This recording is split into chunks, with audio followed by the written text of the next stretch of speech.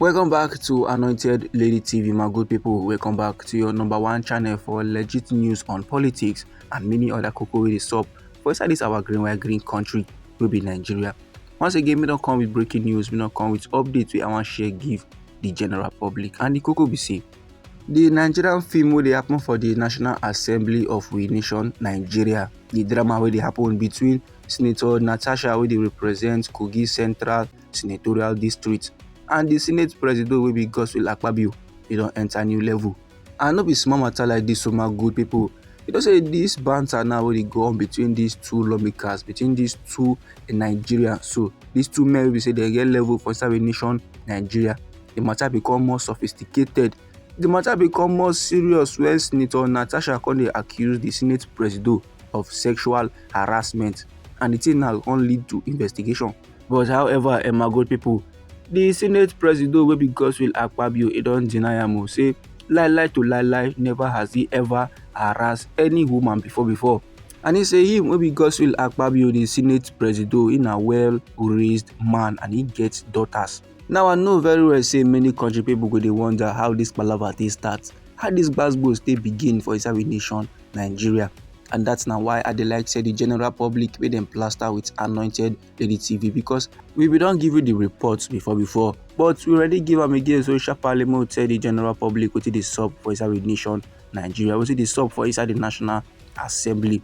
You know say this Gbos between the Senate President wey be Gbos Akpabio and Senator Natasha. The thing starts when Senator Natasha come discover say they don't change her sitting for the Senate chamber without her knowledge. And she para away that day, she no get joy at all. She come dey yarn say the Senate President Gbos Akpabio dey oppress am many times before now. And this particular one now, she no go agree at all because they no suppose change her sitting without letting her know first of all. Then matter come lead to more matter. Senator Natasha come dey accuse the Senate President Gbos Akpabio of sexual harassment. Now on Wednesday here will be the 5th day of March for inside this year 2025.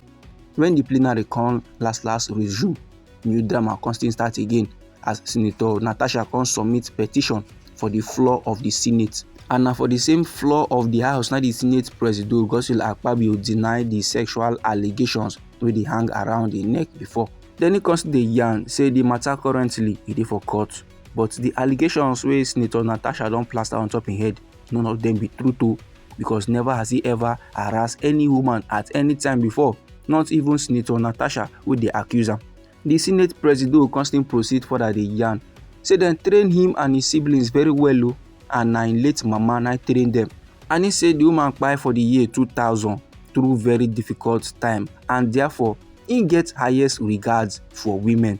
And he say like this now, God don bless am with 4 beautiful daughters, and at no time wey he go ever harass any woman, and he never do am before.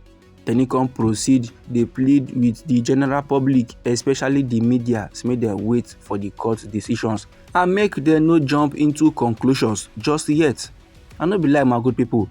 See this senator so Natasha, she last submit her petition to the Senate House so then go fit chook eyes into the matter, because normally sexual harassment no be child's play, no be small accuse.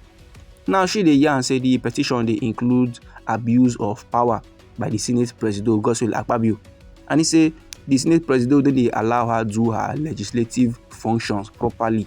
And no be lie my good people, all these levels wey dey play out so na according to the way she take talk am say e go take play, because last week Friday she be appear for national TV, she come dey yarn say this her statement, so every level wey dey happen she ready to put am for formal petition against the president of the Nigerian Senate. And na so wetin come happen for the Senate House. Senator Natasha just dressed in butter-colored outfit with a white scarf which will dey hang across her head.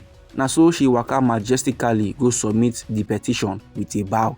And now from there, the Senate President Gbos Akpabio, wey also be the accused, come give order to make them transfer the petition go committee wey go handle am. But however, my good people, for the floor of the Senate, the President Gbos Akpabio come dey yarn dey give am say make she no talk anything on the sexual allegation matter. But Senator Natasha no gree that one at all. So she come dey quote Order 10 wey give her the privileges to comment on the matter.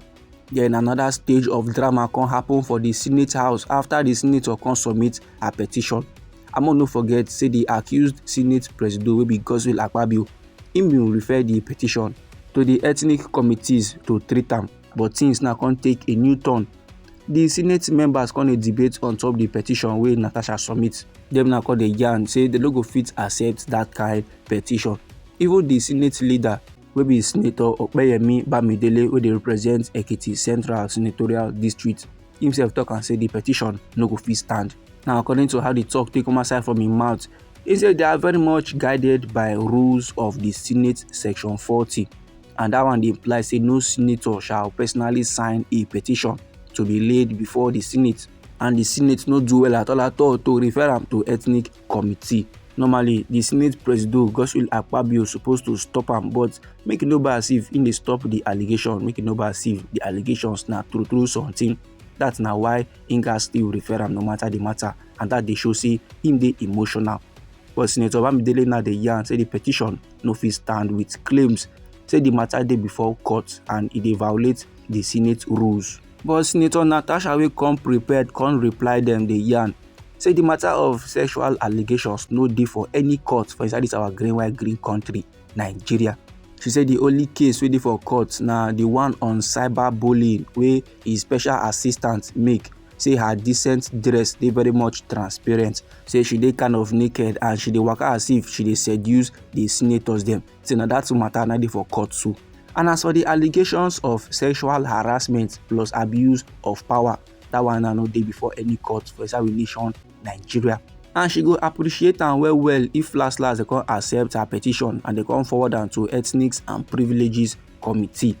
But however, the Senate Presido Godswill Akpabio im come answer her, im come dey yarn say the reason why im first accept the petition na to make people wey no understand the Senate rule no come dey think say they dey try shut Senator Natasha up. Many people now no come dey conclude say the senator is guilty, na why im dey try to sweep the matter under the rug and all those kind of level. Im say no, everybody go get chance to speak. So yes, im take the petition because im no want the people wey no understand to come dey feel as if im dey try to deliberately silence her because of say na im dey involved, na im be the person wey dey accuse of the sexual harassment. So this my good people, na the informate wey I wan share give the general public. Now, anyhow the thing be you for body, or if you get contributions about this very particular topic, feel free make you drop am inside our comment section. You know, so now we be Anointed Lady TV. Now they like give on our legit news on politics and many other cocoa wey dey sup for inside this our nation, Nigeria. So if you like this update and you would like to receive more, try make you subscribe to this channel and try make you put on the notification bell so that as we bring more news they come, let go first get the informate and you go even receive them sharp. Me they come with more updates for you, my good people. Try make you no go anywhere.